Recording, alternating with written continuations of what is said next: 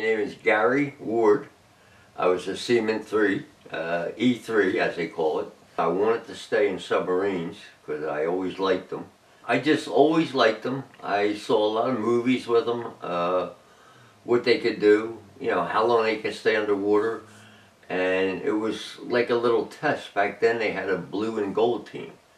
And what that means is the blue team would go out for 6 months. The government wouldn't know where it was. Only a few people underwater, never surfaced. And then they'd come back and get 6 months off because it was that stressful. And the gold team would go out, you know, on the same ship. And they had many ships around the world underwater. And that's where you stayed 6 months. So I said, I wonder if I could do this. I went up to New London, Groton, Connecticut for an 8-week school, which considered your basic training in submarines.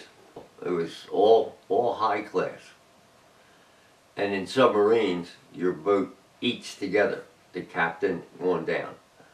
You know, I mean, they have their own meetings and stuff like that, the officers.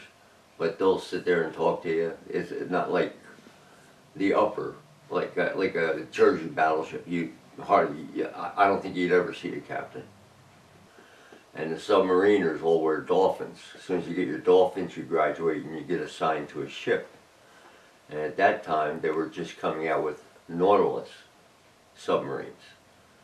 And we went down as a pressure chamber. They sent us down, assimilated, we were in the water so deep, my ears started bleeding. And all we had on was a pair of skivvies. And everybody's sweating. I thought it was sweat. And as soon as my ears started bleeding, I went out. So what I did, I got up, I talked to my commander, and he said, what do you want to leave for? You got a 3.8 average. You know, I wanted to be a torpedoman.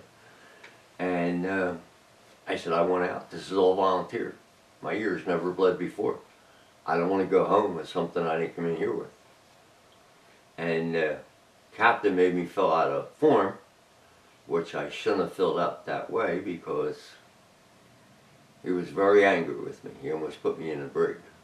They were going to court-martial me for falsifying documents. And when I found that out, I apologized and everything else. He says, you're dismissed. You know, I'll have you out of here in a week.